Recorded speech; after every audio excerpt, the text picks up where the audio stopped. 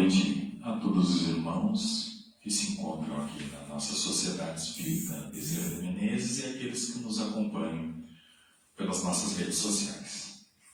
Nós vamos falar um pouquinho hoje, então, sobre o que é preciso entender por pobres de espírito.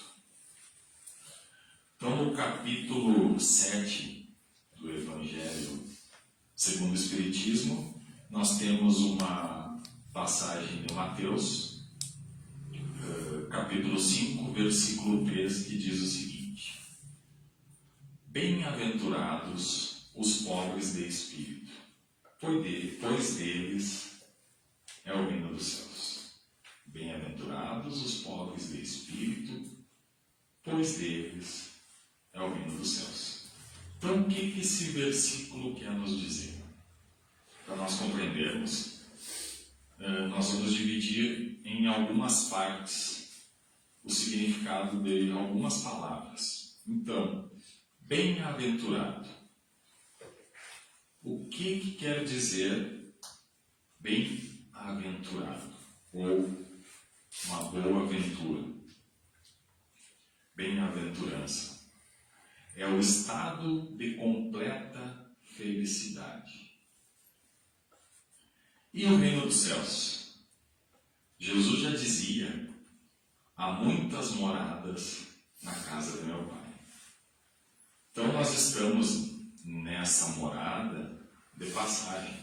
Existem tantas e tantas e tantas outras moradas, as quais então nós podemos chamar de reinos dos céus. Pois bem, e o pobre de espírito? O reino dos céus é do pobre de espírito. Primeiramente, parece um pouco até pejorativo esse termo, pobre de espírito. Nos dias atuais, nós pensaremos então que o ideal seria chamar os ricos de espírito, que devem habitar o reino dos céus. Porém, quando Jesus se refere a pobre de espírito, ele fala de uma virtude fundamental para a felicidade dentro do reino de Deus. E qual seria essa virtude fundamental? É a humildade. Então, quando ele fala em pobre de espírito, ele está se referindo à humildade.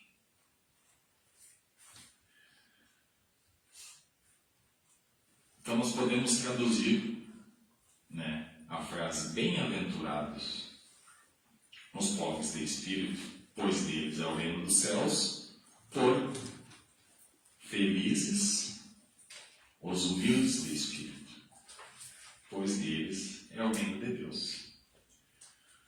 Mas que humildade é essa então que Jesus se refere? Porque novamente, assim como a gente ficou pensando pobre de espírito, a gente, quando fala em humildade, a primeira coisa que normalmente nos vem à cabeça, que são pessoas com pouco recurso financeiro, são pessoas submissas ou subservientes.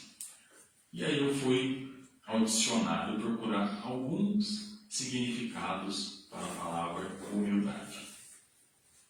Então, humildade: qualidade de quem age com simplicidade. Pessoas sem arrogância, sem prepotência ou soberba. Então, para nós, espíritas, humildade não tem nada a ver com classe social ou situação financeira. E aqui no próprio Evangelho, dentro do capítulo 7, nós temos um parágrafo dizendo o seguinte: dizendo que o reino dos céus é dos simples, Jesus entende que ninguém nele é admitido sem a simplicidade de coração e a humildade de espírito. O ignorante que possui essas qualidades será preferido ao sábio que acredita mais em si mesmo do que em Deus.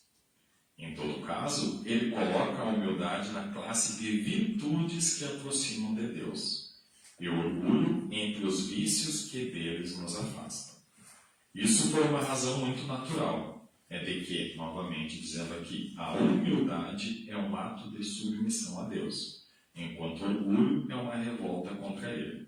Mas vale, portanto, para a felicidade futura do homem ser pobre em espírito, no sentido do mundo, e rico em qualidades morais.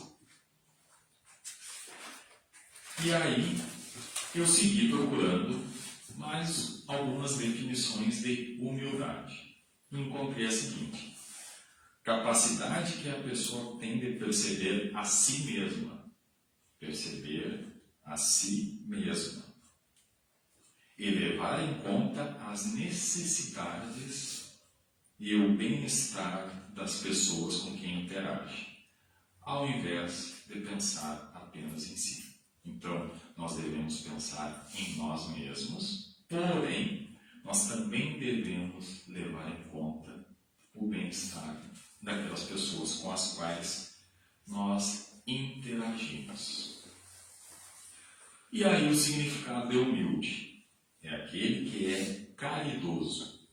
Pensa também no outro, ao invés de pensar somente em si. Veja uma palavra interessante que surgiu aqui, junto com o humilde, a caridade. E nós sabemos que a doutrina espírita tem como uma de suas bases o amor e a caridade. Eu acho que dessa forma, então, ficou bem mais simples de nós entendermos.